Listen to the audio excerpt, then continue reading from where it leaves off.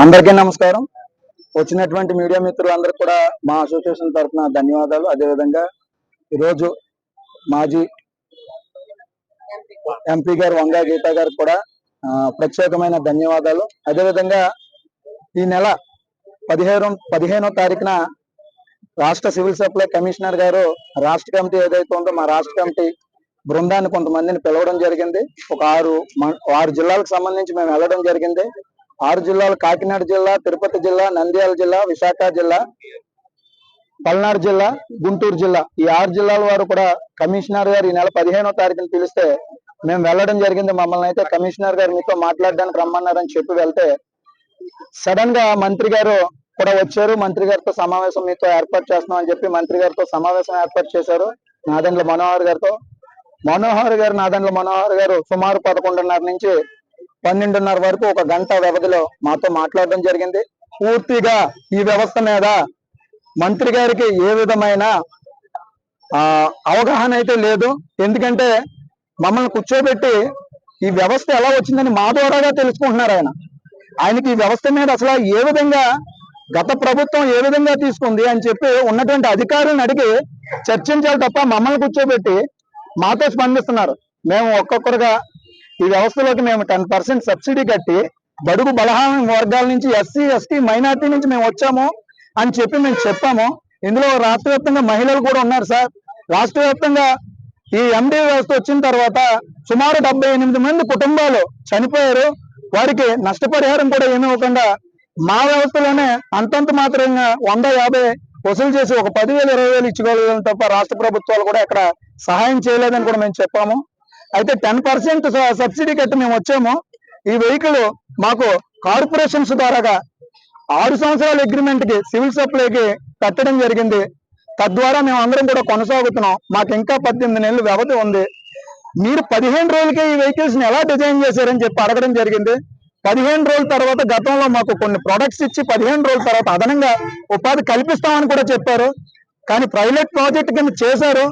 కానీ అది ఫెయిల్యూర్ అయినప్పటికీ వ్యవస్థని గత ప్రభుత్వం అయితే చాలా చక్కగా అయితే నడిపించింది. ఈ ప్రభుత్వం కూడా నడిపిస్తారని ఎన్నో ఆశలతో ఉన్నాం. మంత్రి గారు ఛార్జ్ తీసుకున్నప్పటి నుంచి కూడా ఆయన మాతో స్వయంగా చెప్పారు. నేను మంత్రిగా ఛార్జ్ తీసుకున్నప్పుడు 3-4 నెలల నుంచి నా చర్చ అంతా కూడా మీ వ్యవస్థ మీదే. మీ వ్యవస్థను ఏ విధంగా అధ్యయనం చేయాలో నాకు అంత చెక్కలేదని చెప్పారు. మా ద్వారా తెలుసుకుని నమ్మించి తడిగొట్టుతో మా గొంతు కోసారు. ఈ రోజున మేము చెప్పినటువన్నీ కూడా తీసుకుని ఈ రోజున ఈ వ్యవస్థను తొలగించడానికి ఈ విధంగా సోర్స్ ఉన్నాయి. మరి వాళ్ళు ఏ విధంగా ఆలోచించారో తెలియదు.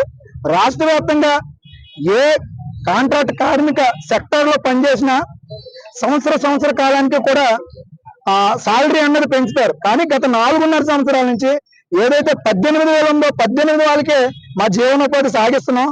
కానీ మాకున్నటువంటి వెహికల్లో అమాలీలకి బస్తాకి 8 రూపాయలు ఇచ్చి లోడ్ చేసుకుంటున్నాం. మాకున్నటువంటి హెల్పర్కి 8,000 రూపాయలు ఇస్తున్నాం. వెహికల్ పెట్రోల్కి 3,000 ఇస్తూ నెలకి 5-6 వేల రూపాయలతో మా జీవనోపాధి కొనసాగిస్తున్నాం. కానీ తక్షణం ప్రభుత్వం వెంటనే ఇవన్నీ కూడా వెనక్కి తీసుకుని మమ్మల్ని తీసుకోవాలి.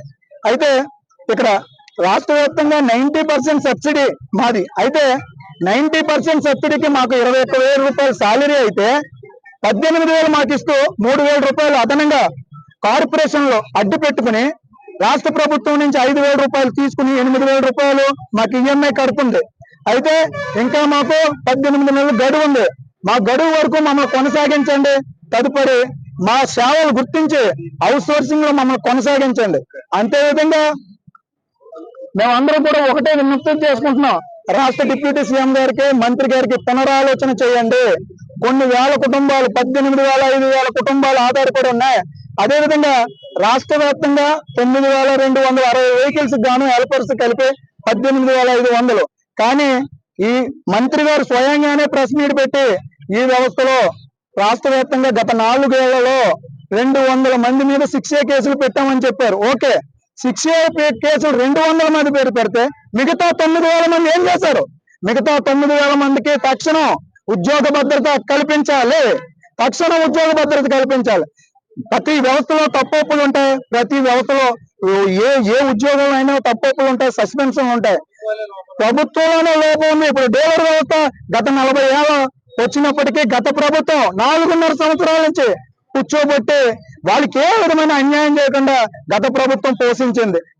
మీరెందుకు పోషించలేకపోతున్నారు? 29,000 మందిని ప్రభుత్వం 4 సంవత్సరాలు పోషించినప్పుడు మీరెందుకు పోషించలేకపోతున్నారు?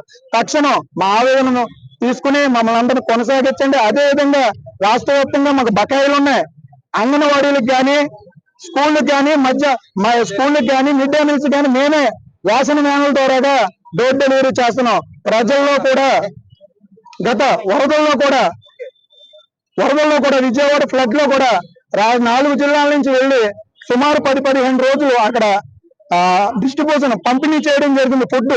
అయితే అక్కడ ఉన్నటువంటి సరైన షెల్టర్ ఒక ఫుడ్ పెట్టగా మా వాళ్ళు అవస్థలు పడితే రాష్ట్ర కమిటీ నుంచి మేము అందరం వెళ్ళి ఫుడ్ ప్యాకెట్లు దాదాపు 30-40 వేలు వెచ్చించి మేము పాల్గొన్నటువంటి అందరికీ కూడా ఫుడ్ కూడా మేము పంపిణీ చేసవలసిన దాఖలు ఉంది. రీసెంట్ గా ఈ ప్రభుత్వానికి వరదల ప్రభావం కారణంగా మా అసోసియేషన్ తరపు నుంచి ఒక్కొక్కరు కూడా ఒక రోజు వేతనంగా 56 లక్షల రూపాయలు కూడా ఈ ప్రభుత్వానికి సీఎం రిలీఫ్ ఫండ్ గా ఇవ్వడం కూడా జరిగింది. కాబట్టి మా సేవలను గౌరవ ముఖ్యమంత్రి నారా చంద్రబాబు నాయుడు గారు మెచ్చుకున్నారు. మరొకసారి పునరాలోచన చేసి డిప్యూటీ సీఎం గారు మరియు మంత్రివర్యులు కూడా మా సేవలను గుర్తించి పునరాలోచన చేసి తీసుకోవాలి. లేని పక్షాన 1వ తారీఖు నుంచి రాష్ట్ర వ్యాప్తంగా మా రాష్ట్ర అసోసియేషన్ తరపు నుంచి మరింతగా మేము ఉద్రిక్తత చేస్తాం.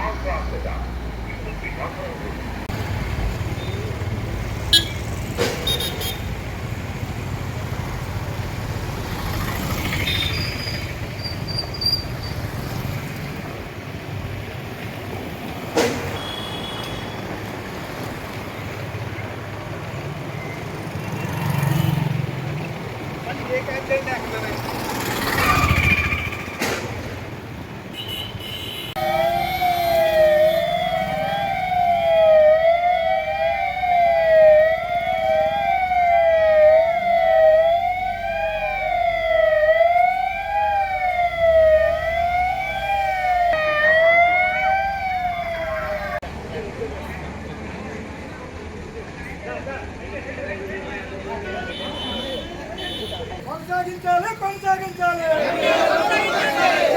ఎండీఎల్ ఐక్యత. జోహార్ డాక్టర్ బాబాసాహెబ్ అంబేద్కర్. జోహార్ జోహార్ జోహార్ జోహార్. రాజ్యాంగ హక్కులను కాపాడాలి.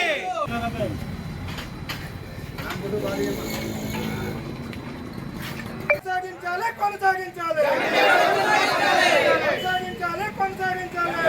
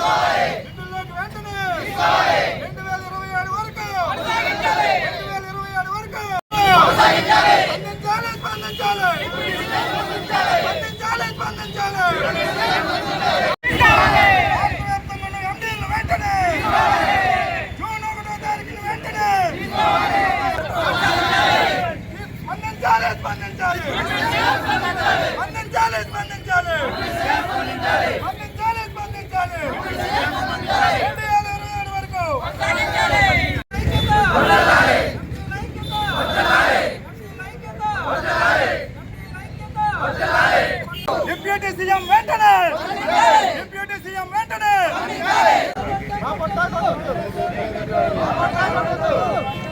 ఓకేనా?